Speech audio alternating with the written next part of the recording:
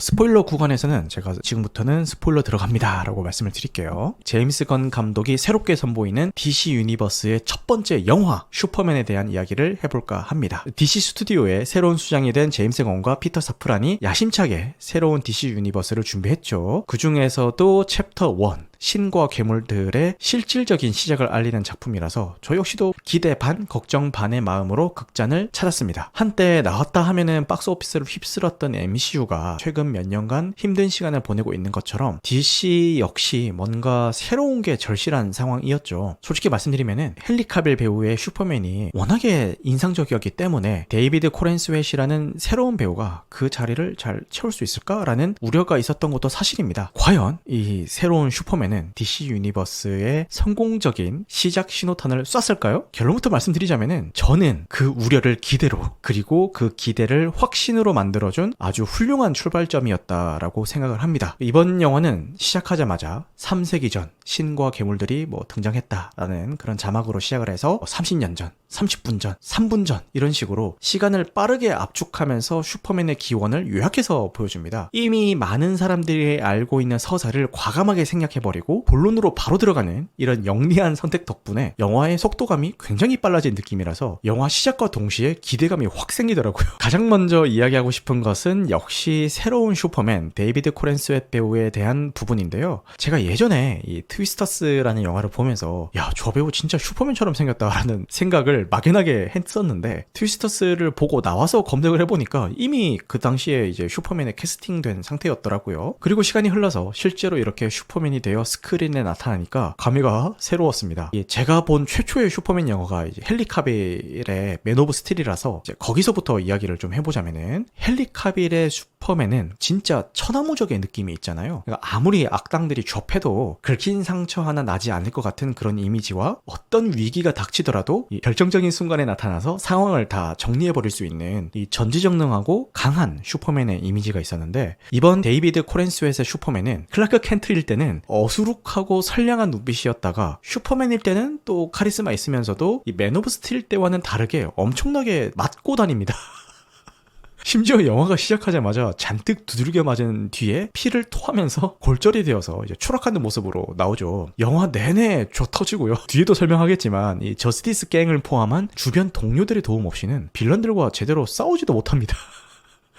여기서 이제 호불호가 한번 갈리는 것 같은데 이게 무슨 슈퍼맨이냐, 나의 슈퍼맨은 이렇지 않아, 이런 목소리도 있고 저처럼 맨날 슈퍼맨 한번 나타나면 다 끝나버리는 그 구조는 지금 시대에는 좀 맞지 않는 것 같다. 원작 설정과는 좀 다르게 능력을 어느 정도는 너프를 시키더라도 새로운 이 DC 유니버스라는 큰 그림에 맞는 이 새로운 캐릭터로 재탄생시킨 게 오히려 앞으로 어떻게 전개될지에 대한 그런 기대감을 심어주기에는 충분했다라고 생각하는 사람도 있더라고요. 그리고 제임스 건 감독의 가장 큰 장기라고 할 수 있는 부분이죠. 개성이 뚜렷한 여러 캐릭터들을 한데 모아놓고도 전혀 산만하지 않게 그 앙상블을 만들어내는 게 장기인데 이 가디언즈 오브 갤럭시나 더 수어사이드 스쿼드에서 이미 그 장기가 증명이 됐었죠. 근데 이번 슈퍼맨에서도 어김없이 빛을 발합니다. 이 영화에는 슈퍼맨 말고도 미스터 테리픽, 호크걸, 그린랜턴 같은 수많은 메타휴먼들이 등장을 합니다. 그러니까 시사회 초반 후기에서는 영화상에서 이 캐릭터들에 대한 설명이 부족해서 사전 정보 없이 보게 된다면은 마치 어벤져스 멤버들의 개별 영화를 보지 않고 바로 어벤져스를 보는 것 같은 그런 어색함을 좀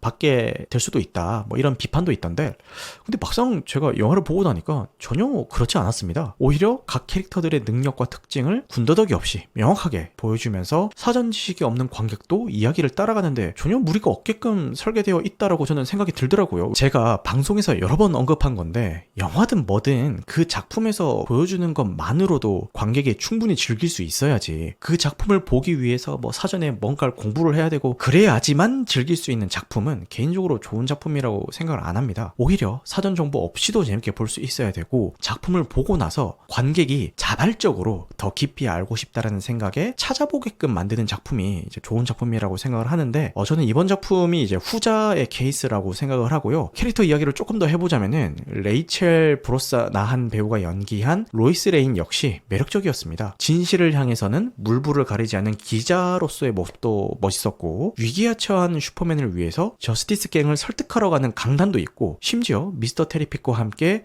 렉스 루터 일당들이 있는 곳에 직접 찾아가기도 하죠. 여담인데 이 장면에서 미스터 테리픽이 본인의 이 소형 드론들을 여러 대 날리면서 펼치는 1대다 전투 장면이 나오거든요. 근데 이 액션 장면이 이거 좀 익숙한데? 라고 생각을 했더니, 이 가디언즈 오브 갤럭시에서 연두가 휘파람을 불면서 이제 1대다 전투를 벌이는 장면이 있는데, 그 장면과 묘하게 좀 겹치는 기분이 들더라고요. 좋게 말하면은 뭐 오마주고, 나쁘게 말하자면은 자기 복제일 수도 있겠지만, 저는 여전히 스타일리시하고 경쾌하게 느껴져서 좋았습니다. 아무튼 여기서 묘사하는 로이스 레이는 단순히 뭐 슈퍼맨의 연인이다 이런 역할보다는 주체적이고 능동적인 인물로 새롭게 그려냈다라는 생각이 들어서 더 매력적으로 느껴졌습니다. 그리고 이 영화의 진짜 씬 스틸러를 꼽으라면은 많은 분들이 망설임 없이 반려견인 크립토를 이야기할 것 같습니다. 단순히 귀여운 마스코트 역할을 하는데 그치지 않고 영화 속에서 여러 가지 활약을 펼치는데, 강아지의 사랑스러운 어떤 본능과 슈퍼파워가 결합이 돼서 때로는 웃음을 주기도 하고 때로는 결정적인 순간에 슈퍼맨을 돕기도 합니다. 특히 부상당한 슈퍼맨이 도와달라고 크립토를 부르니까 도와주기는커녕 크립토 딴에는 이제 놀아달라고 하는 행동인데, 결과적으로는 슈퍼맨을 마구 밟아버리는 그런 장면이 나오거든요. 근데 이 장면은 제임스 건 감독이 실제로 자신의 반려견 오즈에게서 겪었던 경험을 유쾌하게 녹여낸 그런 디테일이라고 하더라고요. 그리고 이번 작품의 빌런인 렉스 루터에 대한 이야기도 빼놓을 수가 없는데, 렉스 루터는 압도적인 신체 능력을 가진 그런 빌런은 아니고요, 천재적인 지능과 치밀하게 짜여진 시스템으로 슈퍼맨을 위협하는 존재로 나옵니다. 이 슈퍼맨의 모든 것을 분석해서 행동을 예측하고 대응하는 시스템이나 포켓 유니버스 같은 설정들은 렉스 루터가 얼마나 위험한 존재인지를 명확하게 보여주더라고요. 그래서 이 렉스 루터 개인이 빌런이라기보다는 렉스 루터가 구축해 놓은 그 시스템 자체가 하나의 거대한 빌런처럼 느껴지던데, 그런 면에서는 기존 슈퍼히어로 영화 속 빌런들과는 또 다른 매력을 보여줬습니다. 그리고 지금부터는 영화에서 반전 요소로 다루고 있는 내용들을 다룰 예정이기 때문에 스포일러 경고를 드리고 진행을 해야 될 것 같습니다. 스포일러에 민감하신 분들은 이후의 이야기는 영화를 보신 후에 들으실 것을 권장드리겠습니다. 이 영화가 정말 제가 좋았던 이유는 단순히 뭐 액션이 화려하다, 매력적인 캐릭터들이 나온다 뭐 이런 게 아니라 무엇이 영웅을 만드는가라는 그런 질문을 던졌기 때문이고요. 슈퍼맨은 자신을 낳아준 크립톤 부모의 메시지가 사실은 지구 정복을 위한 것이었다라는 사실을 알고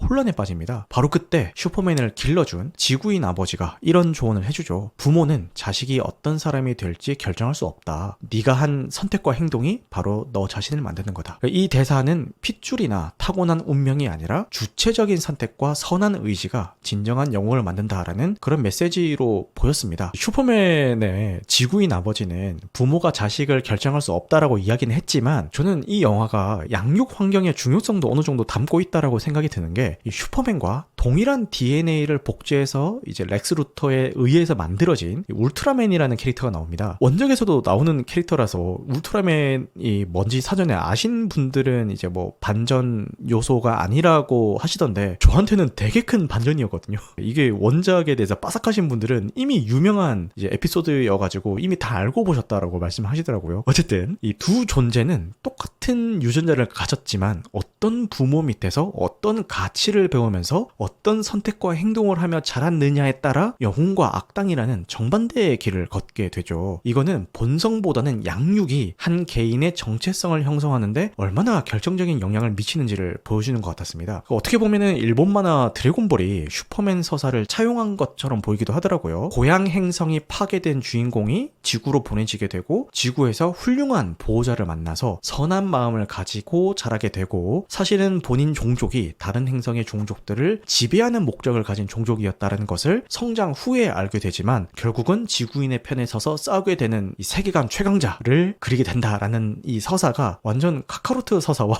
슈퍼맨 서사가 똑같더라고요. 그리고 사회 비판적인 메시지도 은근슬쩍이 아니라 아주 대놓고 담아놓고 있던데, 포켓 유니버스에 존재하는 원숭이 댓글 부대가 처음 나왔을 때는 상영관 전체가 빵 터졌는데, 이게 웃으면서도 씁쓸함이 막 몰려오더라고요. 제가 이번 작품의 빌런은 렉스 루터 개인이 아니라 그가 만들어 놓은 시스템 같다라고 말씀을 드렸는데, 슈퍼맨이 맞서 싸우게 되는 거는 이제 물리적인 빌런뿐만 아니라 이제 인터넷 여론과도 맞서 싸우게 되잖아요. 현실의 모습을 아주 대놓고 투영하면서도 너무 무겁지는 뻔하지는 않게 유쾌하게 보여주는 장면 같았습니다. 그리고 영화 속에서는 자한푸르라는 가상의 국가와 이 나라를 침공하려는 보라비아의 갈등이 등장을 합니다. 이 설정은 최근 실제로 벌어진 여러 국제전쟁들을 떠올리게 만들더라고요. 그리고 슈퍼맨은 이 자한푸르와 보라비아의 전쟁을 중지하기 위해서 직접 개입합니다. 그 행동은 언뜻 보기에는 이제 수많은 생명을 구하는 절대적인 선처럼 보이지만 국제사회의 반응은 아주 냉담하죠. 각국은 슈퍼맨의 개입이 주권 국가 간의 문제에 대한 명백한 외압이라고 비판합니다. 그의 행동 때문에 기존 국제조약과 외교적 질서가 무너졌다라는 건데, 이는 현실 세계에서도 인도주의적 개입이라는 명분 아래 행해지는 강대국의 군사 개입이 과연 정당한지에 대한 논쟁과 정확히 맞닿아 있습니다. 하지만 슈퍼맨은 당신들이 조약이니 원칙이니 따지는 순간에도 사람들은 죽어가고 있다라고 항변합니다. 눈앞에서 벌어지는 비극을 외면하는 것이 과연 옳은 것인가? 국제법과 조약이라는 규범이 생명의 존엄성보다 우선시될 수가 있는가?